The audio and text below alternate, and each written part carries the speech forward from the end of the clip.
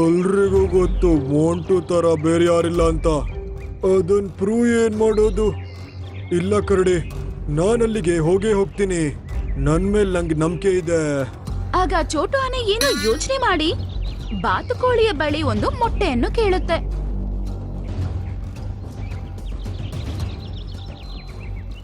ಅದು ಆ ಮೊಟ್ಟೆನ ಒಂದು ಬ್ಯಾಗ್ ಅಲ್ಲಿ ಹಾಕೊಂಡು ಆ ಬ್ಯಾಗ್ ನ ಹೊಟ್ಟೆ ಕಟ್ಕೊಂಡು ಅದು ಆ ಗುಹೆ ಒಳಗಡೆ ಹೋಗುತ್ತೆ. ಅದು ಆ ಗುಹೆ ಹತ್ರ ಹೋಗತ್ತೋ ಇಲ್ವೋ ಆಗ ಯಾರೋ ನಗ್ತಾ ಇರೋ ಶಬ್ದ ಅದು ಕೇಳಿಸುತ್ತೆ.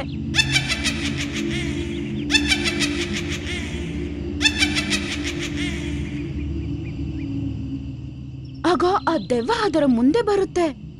ನೋಡಕ್ಕದು ಒಂದು ಕೋತಿಯ ಅಸ್ಥಿ ಪಂಜರ ತರ ಕಾಣಿಸ್ತಾ ಇತ್ತು. ಒಂದ್ ವೇಳೆ ಆ ಅಸ್ಥಿ ಪಂಜರನ ಬೇರೆ ಯಾವ್ದೋ ಜಂತು ನೋಡಿದ್ರೆ ತುಂಬಾನೇ ಪಾಪ ಭಯ ಪಡ್ತಿತ್ತು.